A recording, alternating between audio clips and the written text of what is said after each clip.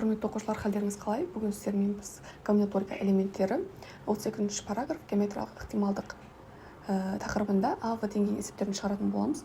Бұл жерде АВ деңгейі жалпы 12 есеп берілген екен. Бірінші қарастырайық. Үстелге ойын сүйегі лақтырылды. Бірінші ойын сүйегінде 4 ұпайдың, екінші ойын сүйегінде жұп сандар ұпайдың түсуінің ықтималдығын табыңыз дейді. Жалпы формула бойынша бізде m бөлінген n арқылы табатын боламыз бұл есепті. m дегеніміз ол бізде қажетті жағдайлар саны, ал n дегеніміз ол жалпы жағдайлар саны болғандықтан бірінші есеп ол бізде p тең 1 бөлінген 6 деген ықтимал шығады екен. Не үшін десеңіздер, бізде ойын сүйегінде 6 сан бар, және сол 1 мен 6-ға дейінгі санда бізде 4 ұпайдың түсуі, яғни тек қана 4 санның түсуі деген сөз ғой. Ал екіншісінде жұп санның түсуі, яғни 1 мен 6-ға дейінгі санда бізде 3 жұп сан бар, сол үшін оның ықтималдығы 3 бөлінген 6 тең 1 бөлінген 2 деген жауап шығарады екенбіз. 32-де 2 ұзындығы 1 см болатын кесінді бойынан кездейсоқ алынған нүктеден кесінді ұпайларына дейінгі қашықтық 1 бөлінген 4-тен аспауының ықтималдығын табыңыз. Жалпы бұл жерде кесіндіні бірден салып қойдым, соны белгілейік енді бірге. Формула бойынша шығарамыз осы, және де кесіндіні біз 1 бөлінген 4, 1 бөлінген 4, 1 бөлінген 4, 1 бөлінген 4 деп, жалпы оның ұзындығы 1 см деп белгілеп аламыз. Және де бұл жерде бізде m 1 бөлінген 4 қосылған 1 бөлінген 4 тең 1 бөлінген 2 деп қабылдап, n тең 1 дейміз, себебі ол ұзындығы 1, сондықтан оның ықтималдығы p тең m бөлінген n болғандықтан 2 бөлінген 4 тең қысқарып кеткенде 1 бөлінген 2 деген жауап шығады екен. Үшіншісін қарастырайық. Қабырғасының ұзындығы 2 сантиметр болатын квадраттан кездейсоқ А нүктесі алынды. Осы квадратқа қабырғасының ұзындығы 1 сантиметр болатын екінші квадрат іштей салынған. Алынған нүктенің екінші квадратқа тиісті болуының ықтималын табыңыз. Бұл жерде де мен квадраттарды бірден салып кеттім, және де біз білеміз, квадраттың формуласы, яғни аудан формуласы s тең а квадрат. Сондықтан бұл жерде s1 s2-ның аудандарын тауып аламыз. s1-ді, яғни а квадрат тең 2-ның квадраты тең 4. Ал s2-нікі ол а квадрат тең 1-дің квадраты тең 1. Сонда бұл жерде оның тиісті болуының ықтималдығы, яғни p бізде s2-ның s1-ге қатынасы, яғни 1 бөлінген 4 деген жауап шығады екен. 32-де 4 қабырғасының ұзындығы 2 см квадраттан кездейсоқ А нүктесі алынды. Осы квадратқа қабырғасының ұзындығы 1 см болатын екінші квадрат іштей салынған. Алынған нүктенің екінші квадратқа тиісті болмауының ықтималдығы, яғни бұл есепте де дәл солай. Бірақ мен кішкене сызылуын кішкене өзгеше қылдым. Яғни осылай сызса да болады дегендей ғой. Сондықтан жаңағы есеп сияқты бізде s1 ол бізде 4 болды, s2 ол 1 болды. Болмыз, яғни тиісті болу ықтималдығы ол бізде 1 бөлінген 4 болды. Ал енді тиісті болмауын есептеу үшін бізде кері ықтималдық, яғни ол бізде 1 алынған жаңағы 1 бөлінген 4 тең 3 бөлінген 4 деген жауап шығады екен. Бұл жерде кері ықтималдықты осылай белгіледім. Егер сіздерге түсініксіз болса, айтасыздар деген ойдан. 38-де 5 радиосы 2 см дөңгелектен кездейсоқ В нүктесі алынды. Осы дөңгелекке радиосы 1 см болатын дөңгелек іштей салынған. В нүктесінің іштей салынған дөңгелекке тиісті болуының ықтималын табыңыз дейді. Жалпы бұл жерде дөңгелектің формуласы ол біз білеміз s тең πr квадрат. Сонда бұл жерде де s1 s2 деп белгілеп алдық. Яғни s1-дің аудан формуласы ол бізде πr квадрат, және оның радиосы 2 болғандықтан π көбейтілген 2-ның квадраты тең 4π. Ал s2 ол бізде πr квадрат тең π көбейтілген 1-дің квадраты тең π деген жауап шықты. Және де бұл жерде олардың тиісті болу ықтималдығы ол бізде p тең π бөлінген 4π тең 1 бөлінген 4 деген жауап шықты. 32-де алдын қарастырайық. Радиосы 2 см дөңгелектен кездейсоқ В нүктесі алынды. Осы дөңгелекке радиосы 1 см болатын дөңгелек іштей салынған. В нүктесінің іштей салынған дөңгелекке тиісті болмауының ықтималдығын табыңыз дейді. Жаңағы сияқты, 38-де 5 есеп сияқты бізде s1 тең 4π болады, s2 тең π болады. Осылайша олардың болу ықтималдығы 1 бөлінген 4 болады.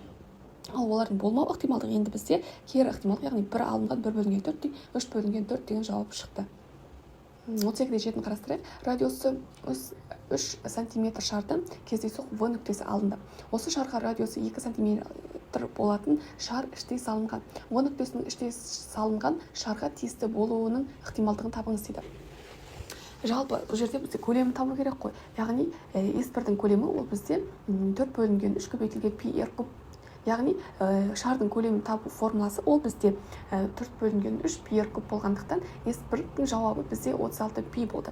Ал s2-ның жауабы, яғни көлем s2 тең 4 бөлінген 3 πr куб тең 4 бөлінген 3 көбейтілген π көбейтілген 2-ның кубы. Яғни ол бізде 32 бөлінген 3π пи деген жауап шықты. Осылайша оның тиісті болу ықтималдығы ол бізде S2-нің S1-ге қатынасы, яғни 32 бөлінген 3 көбейтілген пи бөлінген 36 пи. Сонда бізде жауап 8 бөлінген 27. 32-де 8 есепті қарастырайық. Радиусы 3 см шардан кездейсоқ В нүктесі алынды. Осы шарға радиусы 2 см болатын шар іштей салынған. В нүктесінің іштей салынған шарға тиісті болмауының ықтималдығын табыңыз дейді.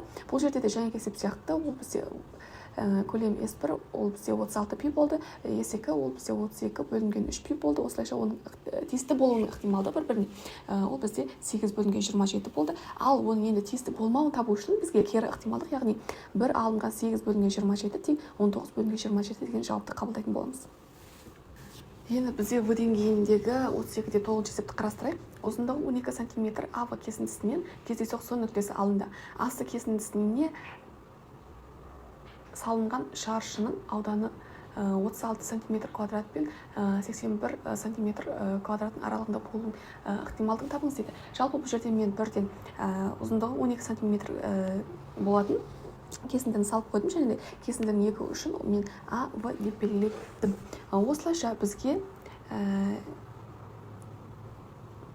7 мен жалпы 6 мен 9 аралығы деп тұр ғой. Себебі бізде S тең А квадрат, сонда бізде S-іміз бізде 36 см квадрат пен 81 см квадраттың аралығында болғандықтан олар ол бізде 6 см квадрат пен 9 см квадраттың аралығы деп қабылдадық. Және де яғни бұл жерде бізде жалпы жағдайымыз ол бізде 1 мен 12-нің аралығы болғандықтан N ол бізде 12 болып табылады, ал M ол бізде 6 мен 9-ның аралығы болғандықтан M бізде 4 деген санды қабылдайды. Осылайша олардың ықтималдығы 4 бөлінген 12 тең 1 бөлінген 3 деген жауап болады екен. 32-де 10 есепті қарастырайық. Біріншісі 1 мен 10 кесіндісінен сан кездейсоқ таңдалады. Осы сан x квадрат минус 5x қосылған 6 кіші нөлден теңсіздігінің шешімі болуының ықтималдығын табыңыздар. 2. 1 мен 10 кесіндісінен сан кездейсоқ таңдалады. Осы сан x квадрат минус 5x алынған 6 үлкен нөлден теңсіздігінің шешімі болуының ықтималдығын табыңыздар. Бірінші есепті қарастырайық. Бұл жерде бізде квадрат теңсіздік біз квадрат теңдікке айналдырып дискриминант арқылы олардың жауабын табатын боламыз, x1 x2-ні. Осылайша бізде дискриминанттан бізде 1 деген жауап шықты. Ары қарай x1-іміз 3, x2-іміз 2 деп есептеп алдық. Осылайша енді біз айтып тұр ғой, берілгенде 1 мен 10-ның аралығында, яғни бізде 10 сан бар. Ал 2 мен 3-дің аралығында бізде x1 мен x2 аралығында бізде бір сан болғандықтан осылайша біздің n тең 1, n тең 10 деп ықтималдығымыз 1 бөлінген 10 деген жауапты қабылдайды екен. Екіншісінде x квадрат минус 5x алынған 6 үлкен нөлден квадрат теңсіздікті квадрат теңдікке айналдырып, оны дискриминант табып, дискриминанттан бізде 7-нің квадраты, яғни 49 деген жауап шықты. Ары қарай x1, x2 ол бізде x1-іміз 6, x2-іміз минус 1-ға тең екен. Сонда бізде бұл квадрат теңдіктің қабылдайтын аралығы ол минус шексіздіктен минус 1-ға дейін және 6-дан плюс шексіздікке дейін, яғни 4 сан қабылдайды екен. Ал берілгенде 1 мен 10 дегеніміз ол 10 сан, сондықтан m тең 4, n тең 10 деп бізде ықтималдығымыз 4 бөлінген 10 тең 2 бөлінген 5 деген жауап шығады екен. 32-де 11-дің біріншісін қарастырайық. Қабырғасының ұзындығы 1 см шаршыда А нүктесі белгіленген. А нүктесінен шаршының қабырғасына дейінгі арақашықтық 1 бөлінген 3-тен артық болмауының ықтималдығын табыңыздар дейді. Бұл жерде екі шаршыны да белгілеп сызып қойдым сіздерге ыңғайлы болу үшін. Және де біз білеміз шаршының ауданы А квадрат. Сондықтан S1-іміз бізде 1-дің квадраты тең 1, S2-іміз ол бізде 1 бөлінген 3-тің квадраты тең 1 бөлінген 9. Өйткені бұл жерде олардың аралықтағы 1 бөлінген 3 болады. Сондықтан бізде S2-іміз 1 бөлінген 9. Осылайша олардың S2 мен S1-дің қатынасы ол бізде 1 бөлінген 9 бөлінген 1 тең 1 бөлінген 9 деген ықтималық шығады екен. Және де біз оның артық болмауының ықтималдығын табу керекпіз ғой. Сондықтан ол кері ықтималдық, яғни 1-ден аламыз 1 бөлінген 9 тең 8 бөлінген 9 деген жауап шығады. Екіншісінде қабырғасының ұзындығы 1 см шаршыдан А нүктесі белгіленген. А нүктесінен шаршының центріне дейінгі арақашықтық 1 бөлінген 3-тен артық болмауының ықтималдығын табыңыз дейді. Бұл жерде r тең 1 бөлінген 3 деп белгілеп алдым. Және де s ол бізде А квадрат болғандықтан S1-іміз 1, S2-іміз π бөлінген 9-ға тең болды. Осылайша бізде ықтималдығымыз S2 мен S1-дің қатынасы, яғни π бөлінген 9 бөлінген 1 тең π бөлінген 9 деген жауап шықты. Үшіншісін қарастырайық. Қабырғасының ұзындығы 1 см шаршыда А нүктесі белгіленген. А нүктесіне шаршының көрсетілген төбесіне дейінгі арақашықтық 1/4-тен артық болмауының ықтималын табыңыз. Жалпы 4 төбесі, яғни 1/4 болғандықтан біз оның 4 төбесін осылай белгілеп алдық, және де біз білеміз оның ауданы а квадрат, яғни 1-дің квадраты тең 1s1-міз. Осылайша s2-міз ол бізде 1/4, πr квадрат тең 1/4, π жақшаның ішінде 1/4-тің квадраты тең π/64 деген жауап шығады. Бұлардың ықтималдығы бізде s2-ның s1-ге қатынасы, яғни π/64 бөлінген 1, π/64 деген жауап шығады екен. 18-де 12-ні қарастырайық. Координаталық жазықтықта радиусы 5 см және 10 см болатын центрі ортақ екі шеңбер салынған. Үлкен дөңгелектен кездейсоқ алынған нүктенің екі шеңбердің қиылысуынан пайда болған сақинаға тиісті болуының ықтималдығын табыңыз. Жалпы бұл жерде тиісті болуының ықтималдығы, және білеміз,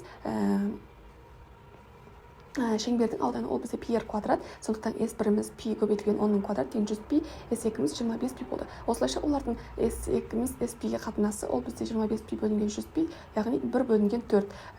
Болмауының ықтималдығы ол бізде 1 алынған 1/4 тең 3/4 деген жауап шығады екен.